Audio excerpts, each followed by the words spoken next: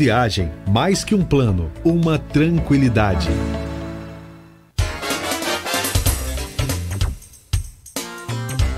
Muito bem, 8h16 em Campos, estamos de volta com Folha no Ar, primeira edição, hoje segunda-feira, 14 de setembro de 2020, e no programa de hoje, o jornalista Luiz Abreu Barbosa, conosco, recebendo Jefferson Manhães de Azevedo, que é professor e reitor do IFE. E tem uma série de questões ainda para serem abordadas com o Jefferson, e nesse bloco o Aloysio já colocou aqui na pauta a contribuição, né, as contribuições possíveis desse polo universitário, e entre outras questões, Aloysio. Jefferson, o tempo, a gente não pegar empréstimo no tempo, como o Cozinha fez na prefeitura, eu vou abrir, vamos reunir esses dois blocos em um só, e eu abro com a pergunta do seu colega, o reitor da UENF, professor Raul Palácio. Qual seria o papel das universidades no desenvolvimento de campus, sobretudo nesse momento de grave crise financeira? Bom, primeiro quero mandar um abraço para o Raul, né, um parceiro que vem aí fortalecendo ainda mais os laços das nossas instituições, Instituto Federal Fluminense, com a UENF, e mais do que isso, né, o Raul ele vem ampliando ainda mais essa abertura da nossa universidade estadual, com seus benefícios, com a sua inteligência, com diálogo com a sociedade, prestando serviços muito relevantes que já vinham sendo dados, mas ainda intensificando isso. Então, eu fico muito feliz, né, de ter a oportunidade, no tempo histórico, de ser gestor junto com o Raul, e somos muito parceiros. Então, Raul, meu abraço.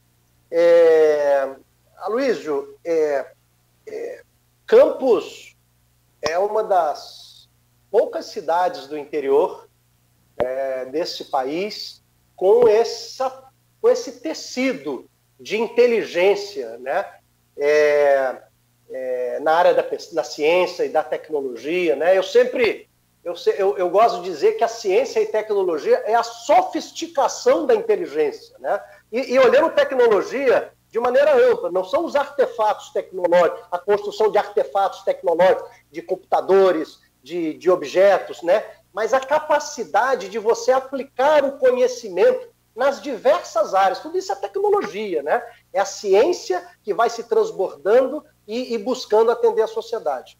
Eu vejo que nenhum gestor público pode pressupor desta compreensão, né? Esse foi o movimento que nós, gestores das instituições públicas e privadas do ensino superior aqui da cidade, por meio do FIDESC, nós começamos a fazer esse contato com os diferentes segmentos da administração pública. Mas é muito recente, né? Esse entendimento do gestor público de olhar a universidade, né? Porque o que acontece? A universidade é crítica por natureza. Se a educação ela for bitolada, a gente não consegue mudar os paradigmas da sociedade. Eu nunca ia pensar em nanotecnologia ou em física quântica se eu tivesse ainda nos parâmetros anteriores. A ciência é, por si, crítica de si mesmo e do seu entorno. Então, há gestores que, quando olham, fazem uma política, uma ação, e aí tem uma crítica da universidade, lá do nosso instituto, de um pesquisador, ele olha isso como se a instituição tivesse contra o desenvolvimento, né? Então, não é isso. A crítica, o pensamento crítico é elemento fundante da construção de novos conhecimentos. Senão você fica reproduzindo o erro.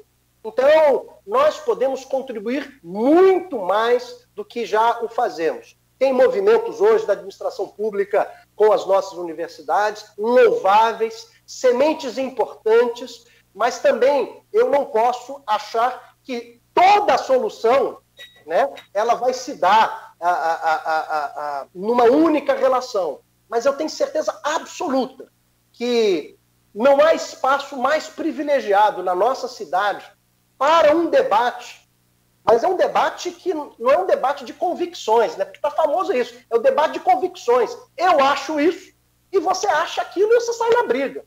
E está faltando argumentos, né? Quais são os argumentos, então, da sua proposta. Então, a ciência, a educação, né, a tecnologia, elas permitem esses argumentos que vão orientar um estudo que, às vezes, Luizinho, aquilo que parece, num primeiro olhar, quando você vai investigar, é uma outra coisa. Então, às vezes, é como num teatro. Se eu achar que a peça teatral é só aquele momento da atuação, aquela hora do espetáculo, hora e meia do espetáculo, eu não vou compreender, primeiro, os milhares de trabalhadores que estão por detrás naquele momento para o espetáculo acontecer. E quantos outros foram necessários, 6 meses, 1 ano antes, para preparar tudo aquilo. Então, a ciência, o conhecimento, a educação, ela tem que alargar o nosso olhar. Então, eu tenho um sonho que eu não consegui realizar. E quando eu não realizar, eu estou falando na condição de reitor, tá? Não aqui o Jefferson, aqui como reitor e como colega gestor de uma comunidade acadêmica na relação com as outras. Por exemplo, eu gostaria muito que todo ano nós tivéssemos um grande seminário para discutir desenvolvimento regional, né? A Cândido Mendes faz isso muito bem no seu doutorado, mas para a nossa cidade, onde os diversos cursos nós escolheríamos nos nossos instituições, por cada curso, no curso de arquitetura do IFE, então nós vamos escolher 2 ou 3 projetos para a cidade, lá do ISICENSA, lá da Uniflu. Então nós vamos pegar os melhores trabalhos e nós vamos fazer um seminário para que os gestores, para que a sociedade pudesse conhecer possibilidades. Então estou dando um exemplo, né? Então imagina uma grande feira onde nós tentamos fazer isso no ano passado, conseguimos um pouco, mas para você discutir os temas da cidade. Então, na área do urbanismo, mas na área também da agricultura, na área do turismo, na área das políticas sociais, na área da economia. Nós temos faculdade de economia, nós temos mestrados aqui que podem, né, na área do ensino. Então, nós escolheríamos cada ano, né, alguns desses trabalhos dos nossos estudantes da graduação, às vezes do técnico, do mestrado, do doutorado, para apresentar. Eu fui numa apresentação de uma mestranda que ela estava mostrando uma solução, né, aquela subida da ponte ali do mercado municipal, né, ali tem um problema quando chove, que é um problema histórico, né, que todos já tentaram resolver. Eu não sei se já foi resolvido agora, eu estou falando de uma memória muito recente, mas sempre quando chove, seja os nossos colegas que atuam ali no mercado autônomo ali, de produtos ao lado do mercado, né? Enfim, reclamando que tudo empoça, alaga. Eu vi uma proposta de uma aluna de um mestrado, como resultado do mestrado dela, que ela não pensava a questão só da ponte ali, da subida, mas ela repensava todo aquele espaço. Então, a ciência, ela permite a gente a ampliar o foco. Então, seria muito bom. Então, eu acho que nós temos hoje, poderíamos estimular ainda mais, para que as discussões das nossas instituições, nos trabalhos final de curso de graduação, de mestrado e de doutorado, pudesse muito deles estarem vinculados com os problemas da cidade. E esses fossem escolhidos alguns para serem apresentados continuamente. E quem sabe isso pode se tornar política pública. Então, eu estou dando um exemplo, né, que esse diálogo precisa se intensificar, né? Para além disso, nós temos hoje um ecossistema, um polo de inovação tecnológica, um centro de pesquisa das nossas universidades públicas e privadas, a incubadora de base tecnológica. Nós estamos gerando novos empreendimentos. Do ponto de vista qualitativo, está excelente. Do ponto de vista quantitativo, ainda nós precisamos avançar muito, né? Mas não vamos dar conta sozinhos, mas nós precisamos de uma atuação ainda mais relevante. Quero registrar aqui, né, a atuação da atual administração com relação a esse diálogo com a instituição, né? Esse é um processo que vem se estabelecendo, né? Mas tem muitas coisas para a gente poder avançar, e eu acredito que nós temos uma inteligência e uma competência instalada nos estudantes que estão se formando, né? E dos nossos educadores que estão nessas instituições, que podem dar contribuições. Por exemplo, Luizinho, eu me lembro, era num bairro, eu não sei se ainda há, da Faculdade de Medicina, né? Porque eu fiz uma ação pela então Escola Técnica, que era uma sala de informática, lá gente ali no fundão, um pouquinho mais à frente, fugiu o nome agora da comunidade, né? Mas tinha uma ação muito forte da Faculdade de Medicina, talvez até tenha, né? Onde os estudantes faziam um trabalho de prevenção na saúde. Por exemplo, a saúde, que era toda focada em hospitais, ela é uma saúde mais cara. Então, nós temos que fazer toda uma descentralização do atendimento de saúde na casa, do domicílio, o médico de família, o enfermeiro que trabalha na família. Isso é muito mais efetivo, é muito menos oneroso, mas às vezes a gente... E aí eu estou falando de fora, às vezes é emergencial, né? Eu coloco todo o aporte de recursos no atendimento hospitalar, que é caríssimo, né? E eu poderia ter feito uma prevenção, então eu poderia fazer isso junto com a faculdade. Então nós temos hoje, por exemplo, o IFE, tem o curso técnico de enfermagem, vai ter o superior agora, a Faculdade de Medicina tem a medicina e tem a área também de outras áreas de saúde, farmácia. Nós temos, acho que no ISICESA também nós temos um curso na área de enfermagem, mas enfim, nós temos vários cursos de saúde que poderiam, programas incentivados no diálogo com a prefeitura. Eu não estou dizendo que isso não é feito, só estou falando que nós poderíamos intensificar ainda mais, não só na área de saúde, mas em outras áreas do conhecimento. Por exemplo, os alunos da arquitetura, técnicos na área de edificações, nós já fizemos isso no passado, ajudar na questão de olhar os novos valores do IPTU, por exemplo, redimensionar, ser mais justo,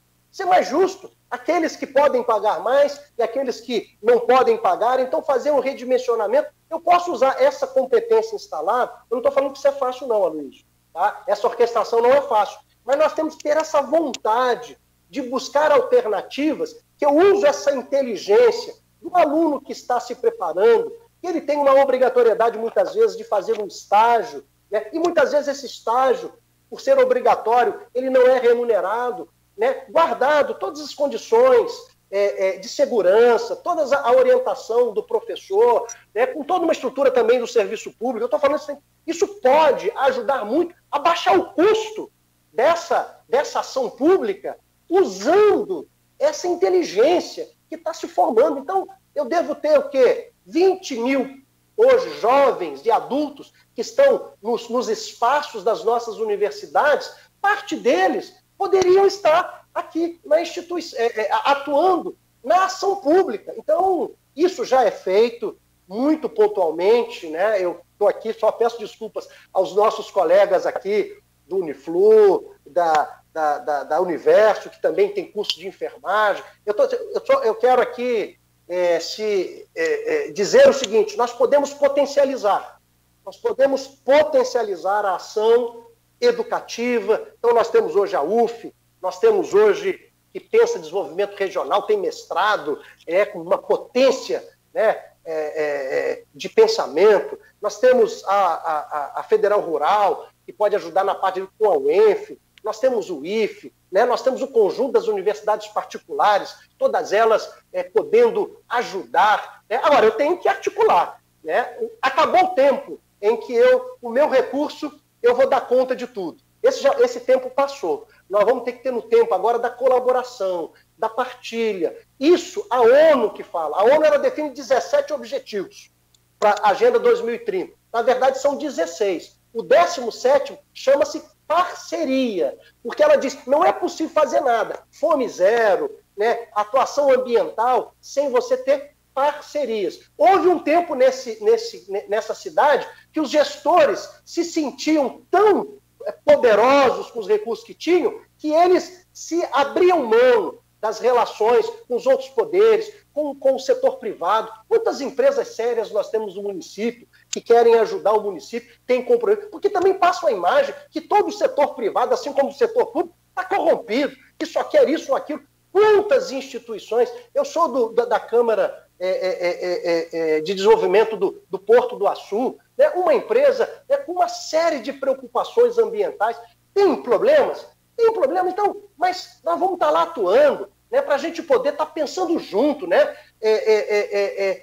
Hoje você tem um conjunto de de um pensamento empresarial responsável, sustentável, como a gente está vendo, a Amazônia está acontecendo, o Pantanal está acontecendo. Então, os bancos, né, e empresas internacionais dizendo o seguinte: olha, eu não vou mais abrir crédito para pecuarista, para agricultor, que queima, que estimula a queimada, que não preserva a mata. Nós tivemos um programa aqui no estado do Rio muito interessante, eu acho que era chamado Moeda Verde. Então, se você é um proprietário rural, se você preserva a sua mata, então você vai receber benefícios com relação a isso. Então, as pessoas preservam. Então, também não dá para deixar na mão do agricultor toda a responsabilidade de você tomar conta daquela propriedade, porque às vezes vem uma pessoa mal intencionada e coloca fogo na sua... Pode acontecer, né? Então, você recebe, né, pensando nesse mundo sustentável. Então, eu tenho que ter essa inteligência das parcerias.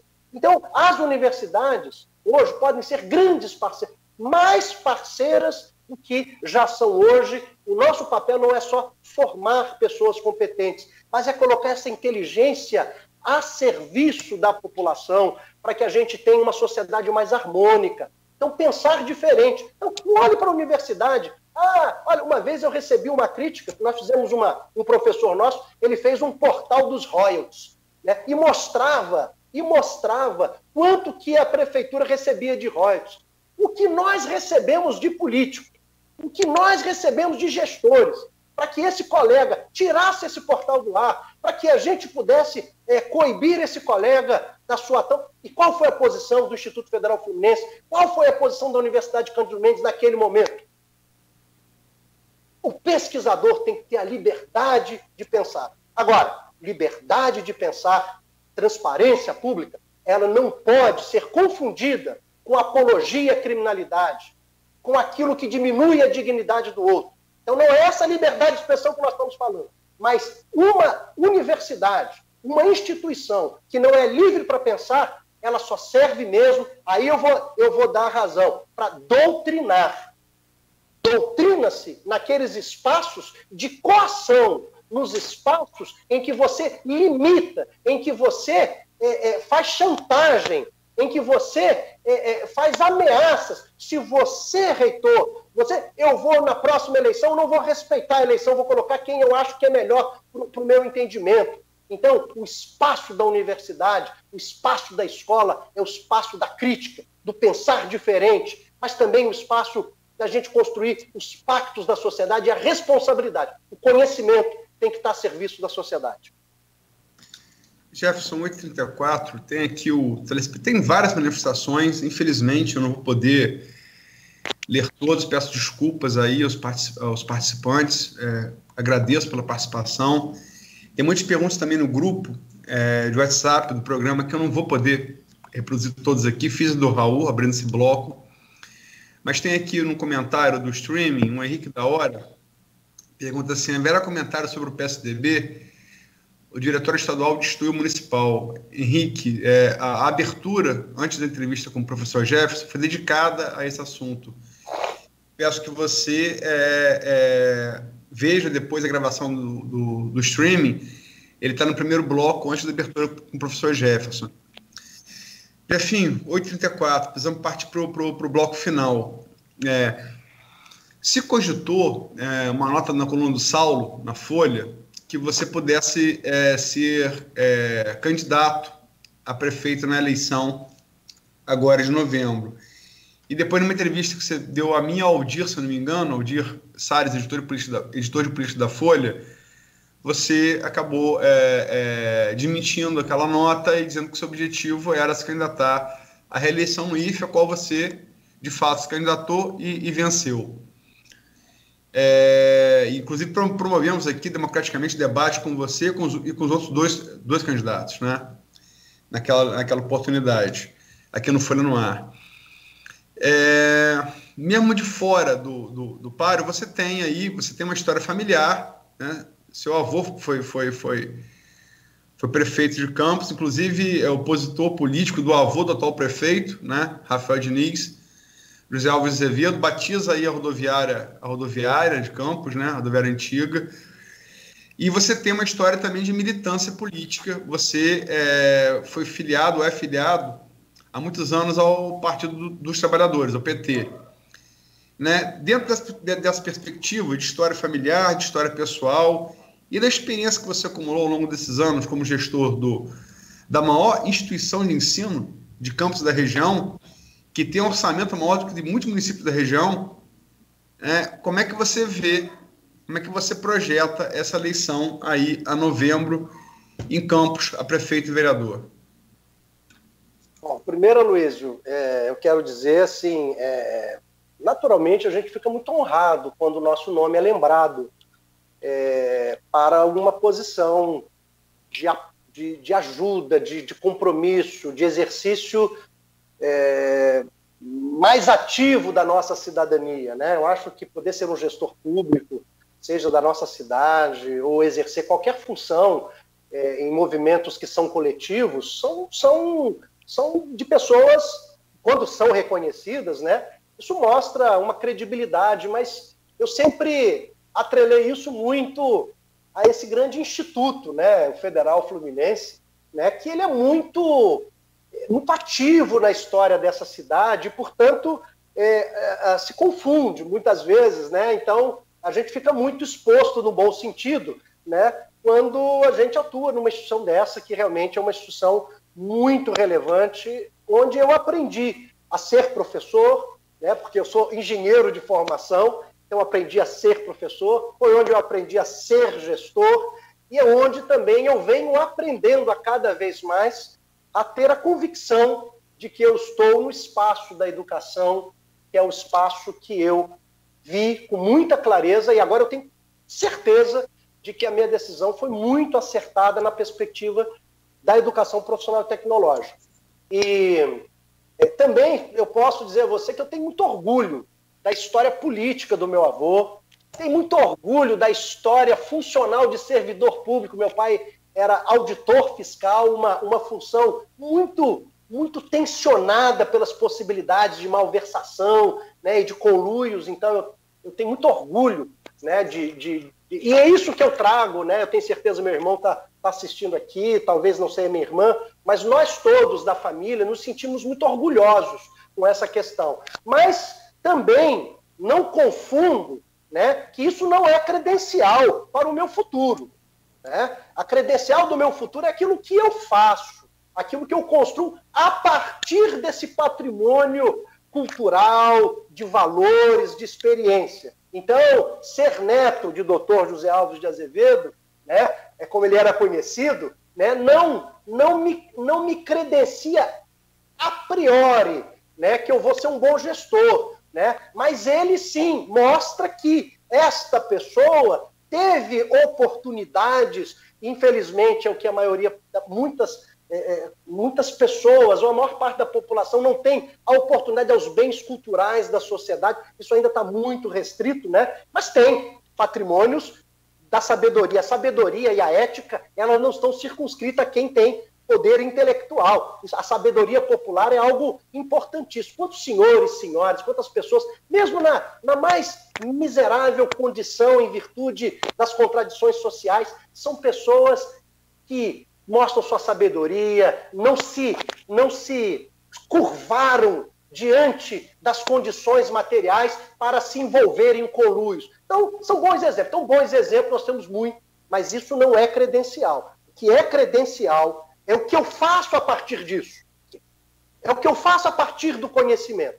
Então, eu tive essa oportunidade de ser gestor, estou tendo por 18 anos, e quero dizer que foi acertada a minha opção, eu tenho clareza. Nós estamos passando hoje pela maior crise que eu acredito que a educação passou na sua história, talvez, né? Que é a crise da pandemia, onde tivemos que fechar as nossas escolas, nós temos uma cultura de presencialidade, e nós lá no Instituto Federal Fluminense actuamos e dialogamos muito com a nossa comunidade, e eu tenho orgulho disso. E com todo respeito aos movimentos que se colocaram também na disputa eleitoral, mas eu acredito que para estar junto nessa grande discussão coletiva, exigiria um conjunto de gestores mais experimentados. E, portanto, eu acho que foi muito acertado eu ter definido, porque é nesse espaço desses próximos 3 anos, né, 3 anos e meio, que eu acho que eu posso dar a minha maior colaboração pessoal. Então, eu quero dizer que eu fico também feliz de ver aí uma juventude, né, que está se colocando para os pleitos municipais, mas eu quero olhar dizer uma coisa, Luizinho, que na eleição de 2018 eu espero que tenha sido uma lição, né? Quanto menos envolvido você tiver com a administração pública, mais cacifado você tem para ser um gestor público. A gestão pública tem particularidades, precisa de conhecimento, precisa de experiência, e eu duvido que qualquer organização com um orçamento de 1 bilhão e 500 milhões, nós colocaríamos para ser responsável por ela uma pessoa que não tivesse uma história social que pudesse demonstrar que a sua prática, de alguma maneira, cacifa você para estar à frente e liderar um processo desse. Eu digo o seguinte, 1,5 bilhão, eu não sei quantas folhas da manhã isso significa, né? Mas eu tenho certeza que para presidir o grupo Folha da Manhã não pode ser uma pessoa que acabou de se formar no jornalismo. Não quer dizer que não possa acontecer e dar certo, mas tem uma probabilidade de não dar muito certo. E às vezes na administração pública a gente confunde um pouco isso. Numa cidade, às vezes, muito diminuta, pode até ser que a chance de sucesso é maior. Mas numa cidade com tantos contrastes sociais, é preciso líderes que, de alguma maneira, sejam experimentados em algumas áreas da sociedade. Como eu falei, a boa vontade, a visão política, elas são fundamentais. Mas eu tenho que ter algumas experimentações. Não precisa ter sido prefeito, não precisa ter sido deputado, não precisa ter sido senador, não é isso. Mas uma pessoa que tenha experimentações em organizações da sociedade. Então, se eu não tenho isso, né, o Frei Beto falava uma coisa, né? O poder, ele diz, o poder não transforma a pessoa, o poder revela a pessoa. Uma coisa é quando eu vou para o campo, que eu falo, o campo da análise crítica, que é muito importante, é fundamental.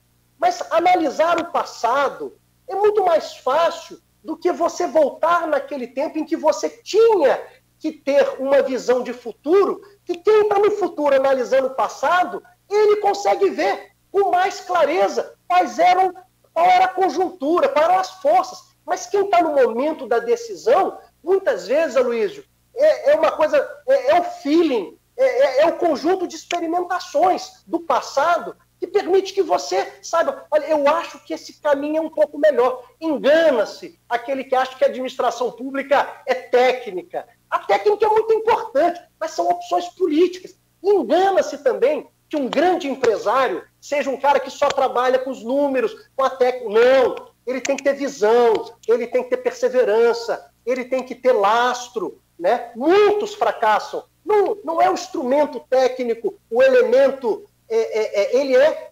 importante, ele é fundamental, mas ele não é suficiente, porque você precisa das experimentações. Vou dar um exemplo para você. Você pega um piloto, você vai viajar, eu tenho um Boeing. Para você ser um piloto de Boeing, você tem que ter muita caminhada. Para você ser um piloto de teco-teco, você tem que ter uma outra caminhada. Para ser de ultraleve é outra, né? Primeiro. Então, para você ser um cara do Boeing, às vezes o cara foi formado lá no ITA, né? Eu vou dar um exemplo aqui, o cara é engenheiro, né? Eu vou pegar então o ITA é engenheiro na área de aeroespacial, mas não seria o caso do piloto. Mas vamos imaginar aqui, vou pegar um piloto com 10 mil horas de voo no Boeing e um piloto que teve a mesma formação, mas ele tem 1.000 horas. Nem tudo que acontece num voo internacional está previsto. Você tem os instrumentos, mas, ora, às vezes acontece um imprevisto. Esse imprevisto é aquele conhecimento tácito, que o cara que tem 10 mil horas, ele toma uma decisão rápida que o cara que tem 1000 horas ele não tem, mas eles estudaram na mesma escola. Assim, um médico, quando... Eu vou entrar de novo na área de saúde, peço desculpas aos nossos colegas médicos que estão aqui, mas a título de exemplo, de um senso comum.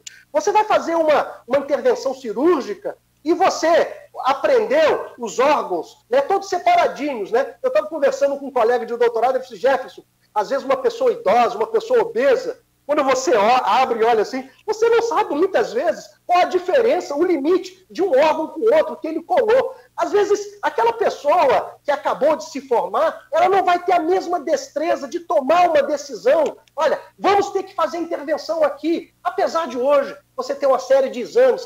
Então, o que eu quero dizer, Luizinho, não vamos banalizar a administração pública, não. Não vamos banalizar um município com 1 bilhão e 500 milhões de orçamento, sob a responsabilidade. Lógico que é um grupo, né? Naturalmente, você tem que ver, olhar. Esse não é também só a pessoa, né? Mas existe o líder. É o líder que dá o tom. É o líder que muitas vezes... Eu não sei se vocês viram uma foto do Obama quando eles fizeram aquela operação lá que resultou na morte do Osama Bin Laden. Né? Quem pega aquela decisão, e olha, tá Hillary Clinton lá, triste, o Obama também, né? Eles tiveram que tomar a decisão, porque eles não tinham toda a certeza se ali estava o Osama Bin Laden. Se não tivesse, e se não acontecesse o que aconteceu, a revolta seria enorme. Então, às vezes, você precisa tomar a decisão, e você só pode tomar uma decisão com mais chance de ser acertada se, usualmente, você tem um background de experimentação. Eu fico muito assustado, eu estou falando de 2018, que para ser um bom gestor, você tinha que ter um discurso de dizer que ninguém presta, de que eu nunca tive um cargo público, eu para mim, vejo isso como tristeza. A coisa pública é de todos nós. O que nós estamos assistindo hoje, agora no estado do Rio de Janeiro, o que nós estamos assistindo na Prefeitura do Rio de Janeiro, a tristeza que a gente vê, né? Discursos belíssimos, amáveis, dóceis, ou então discursos imperativos, vai na cabecinha, mata, olhando o outro como um objeto. Não, olha, mesmo que a pessoa seja um criminoso, mesmo que seja um criminoso, ele tem que estar aos cuidados da lei, no rigor da lei. Mas não é você simplesmente estabelecer de maneira incentivar, talvez, uma pena de morte num país que não permitiu isso. Então, são elementos de dignidade da vida. Nós não estamos negociando dignidade da vida. Agora, isso não significa que você vai passar a mão, que você vai... Não, mas vamos entender também as causas e vamos atuar nas causas. Né? Então, para que a gente evite que a juventude se estrague. O que a gente está vendo isso são pessoas estragadas, mas estragadas por uma sociedade, por exemplo, é bom ressaltar, e eu aprendi isso com você, Luizinho, né? Numa conversa que a gente estava tendo e você passou essa informação para mim, e que eu reproduzo ela muito. Né? Talvez o município de Campos tenha sido o município que mais recebeu pessoas escravizadas na história do planeta.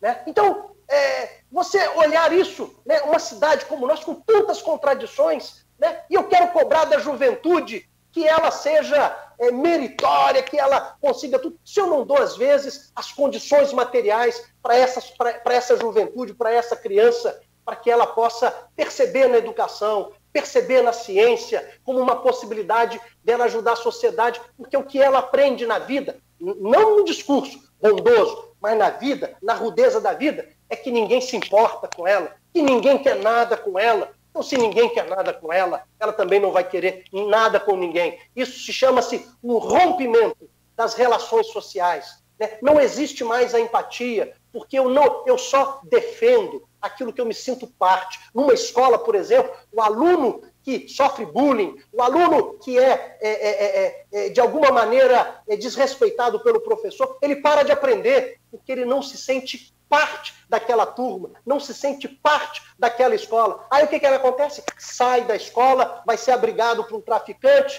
e vai aprender que ninguém respeita ele, portanto ele não vai respeitar ninguém. Eu não estou aqui defendendo que eu vou tratar essas pessoas, foram estragadas, elas têm que receber o rigor da lei. Agora, eu tenho que tentar precaver para que eu não tenha essa juventude comprometida, porque são tantos talentos que são desperdiçados. Então, eu gostaria muito de ver um debate muito qualificado, e por isso, logo no início do programa, eu quero de novo registrar o papel que a Folha da Manhã está tendo, né? Você, pessoalmente, com a sua equipe, né, de trazer esse painel, olhares diferentes dos empresários, dos juristas, dos gestores públicos, né, de personalidade, de líderes sindicais, né, de pessoas que fazem acontecer. Eu posso discordar das visões, mas eu não posso tirar o direito do outro ter uma visão diferente da minha. Esse é o espaço do diálogo, da construção de consensos e dissensos qualificados. E não incentivo ao ódio, não incentivo se o outro não está comigo, né? E é pior, não é só odiar o outro, não. Eu fico muito triste quando eu vejo pessoas que discutiam e apontavam os erros das relações políticas, de uma série de programas sociais, e hoje, por ser uma coisa daquilo que eles acreditam, do grupo político deles, eles agora defendem. Então seja coerente na vida. Então, eu quero trazer aqui, nós precisamos de um banho de senso de sociedade, de compromisso. Nós estamos esvaziando. Para você ter liberdade, dê uma arma, porque aí você vai ser livre.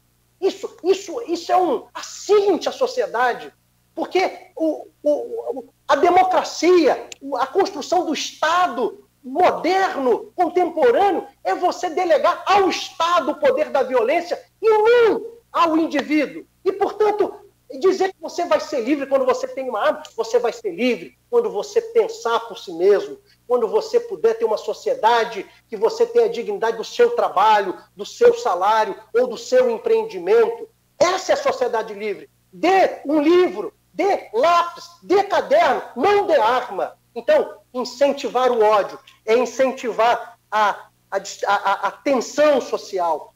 Nós precisamos hoje, como diz o Papa, ele diz o seguinte: mais do que julgar, a igreja hoje tem que funcionar como um hospital de campanha.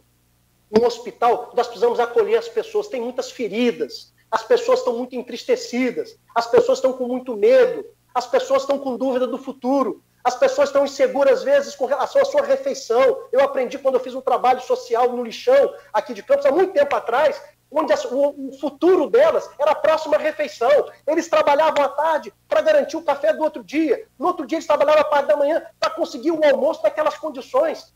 Então, nós precisamos dar esperança. Mas eu quero, como Suassuna, falar, inclusive, da nossa cidade. O otimista é um tolo.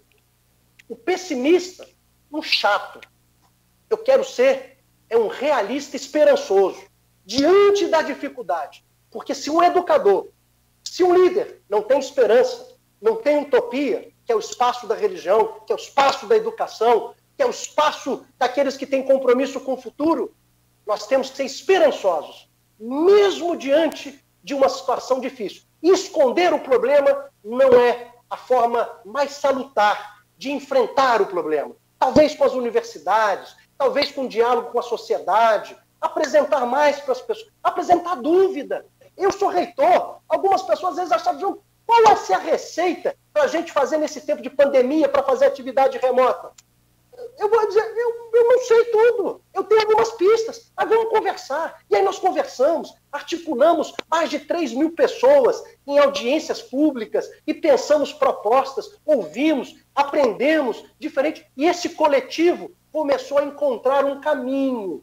É isso que nós precisamos. Não tem soluções fáceis, mágicas. Eu sei que o tempo da política, da campanha política, é um tempo difícil, até para um debate mais qualificado, mas eu quero que a gente olhe não só o discurso, mas duas coisas importantes. O lastro pessoal, a história do fazer, do construir na sociedade que essa pessoa traz para contribuir com a nossa prefeitura e aqueles com os quais ela está aliado, né? Porque eu também aprendi, sabe, Luizinho, quando a gente fecha a porta e a pessoa entra para dentro da sala, o discurso é diferente e você recebe propostas que você fica envergonhado e olha para a pessoa e dizer, um líder fazendo essa proposta, né? Mas então eu quero dizer, torço aqui para os pré-candidatos, candidatos, que a gente possa ter uma gestão que dialogue mais, seja mais humilde, né, que busque mais parcerias e pode contar com todas as universidades. Falo aqui em nome de todos os gestores das universidades.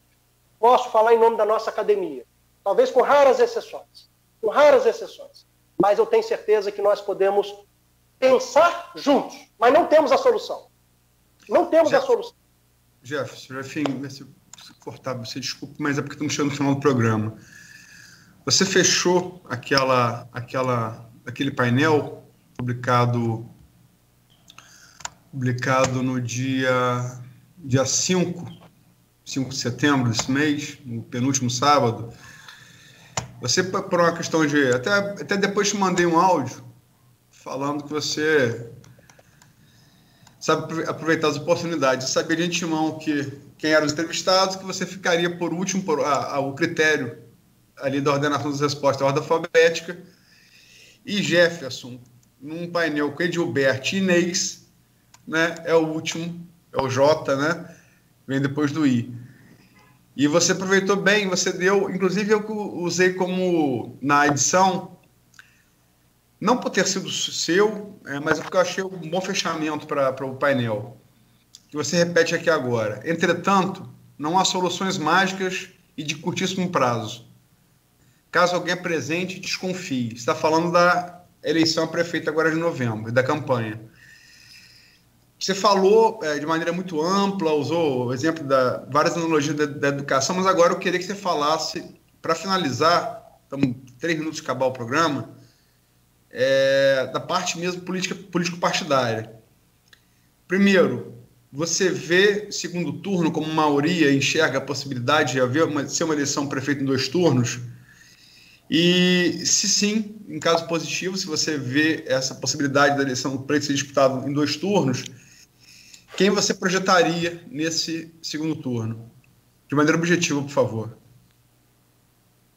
Olha, Luísio, eu me lembro que naquela entrevista de 1 ano e meio, 2 anos atrás, eu falava de uma disputa de segundo turno, à época do Vladimir, que se colocava como possível, e do prefeito Rafael. Eu não sei se isso vai se repetir. Eu tenho convicção de que vai haver segundo turno. O que aconteceu na eleição passada, eu acho que foi muito mais um ponto fora da curva, mas dentro de um movimento todo, de uma sociedade exausta, uma sociedade que acreditava também, apostava, que alguns talvez até que as soluções fossem mais fáceis de lidar. Então, eu não acredito, inclusive pelo espectro político, porque tem movimentos importantes, partidos importantes, tem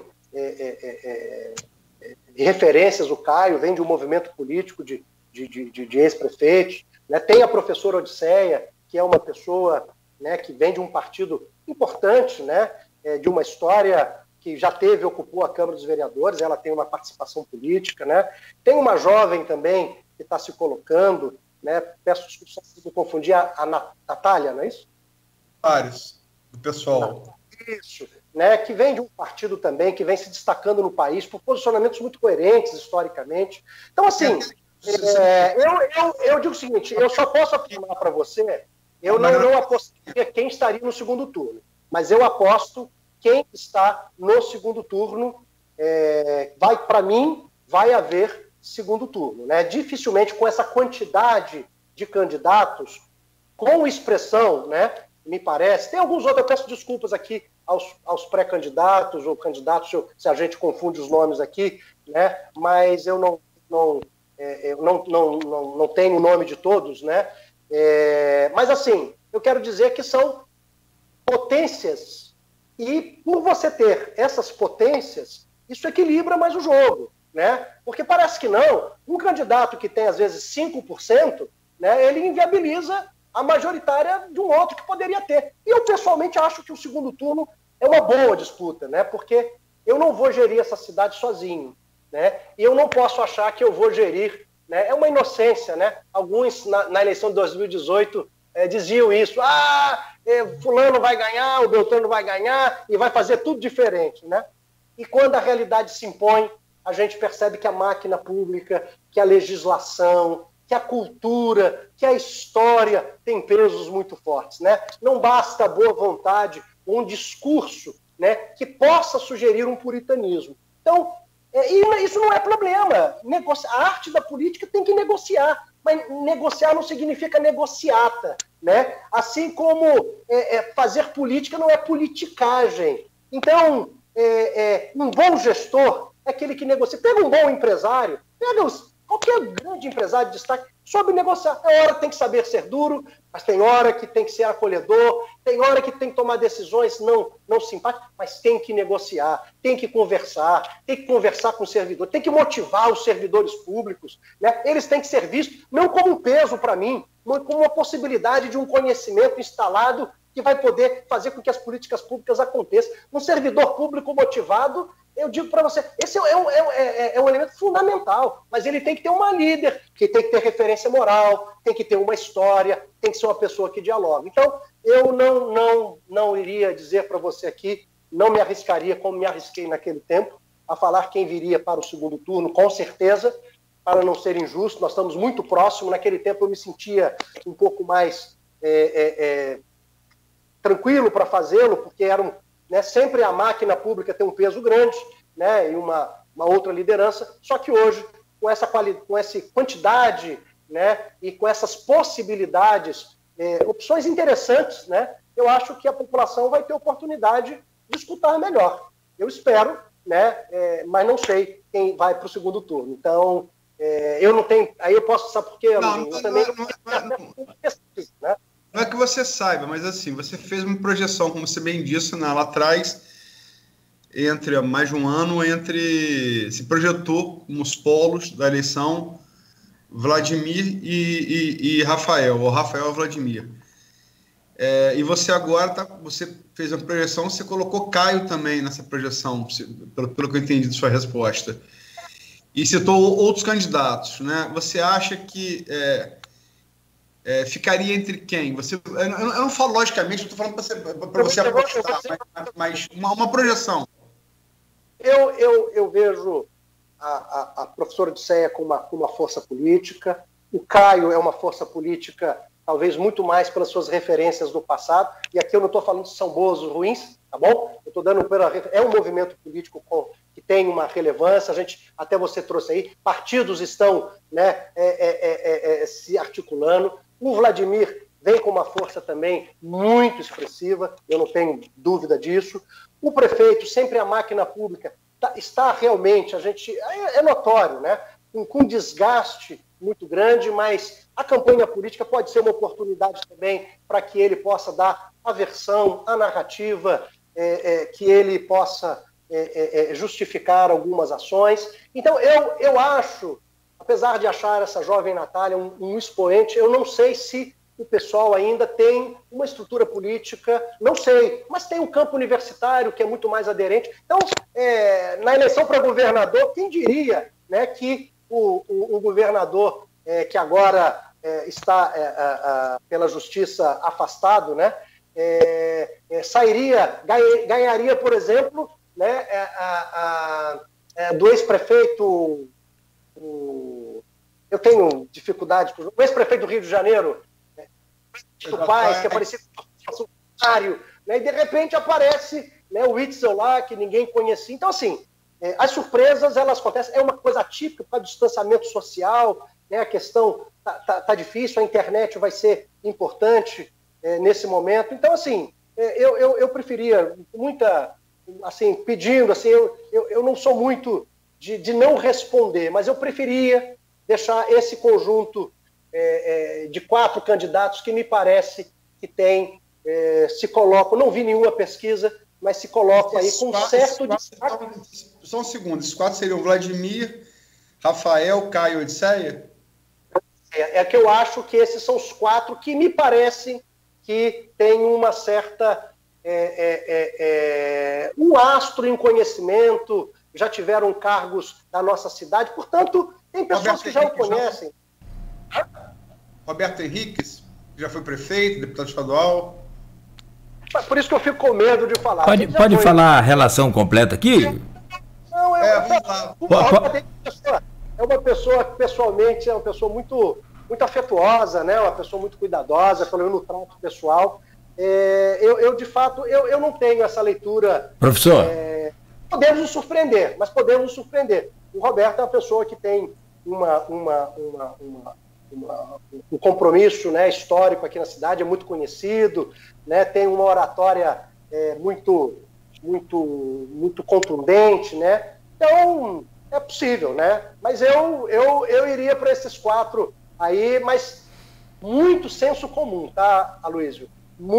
A minha percepção, né? Eu colocaria, e aqui não estou dizendo quem poderia estar na frente, né? Mas eu acho que essas 3 forças políticas, elas têm uma chance maior, né? 3 esses 4 candidatos como uma possibilidade. 3 ou 4? 4. Você fala em 4.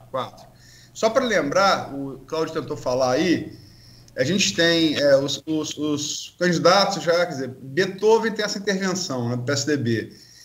Tem já confirmados Alexandre Tadeu, ex-vereador dos Republicanos, Jonathan Paes, empresário do PMB, prefeito Rafael Diniz, candidato à reeleição pela Cidadania, Cláudio Rangel, empresário pelo PMN, Caio Viana, pelo PDT, Marcelo Mérida, como o Cláudio disse aqui no início, retirou a pré-candidatura, como era esperado pelo afastamento do agora governador Wilson Witzel, né, do PSC.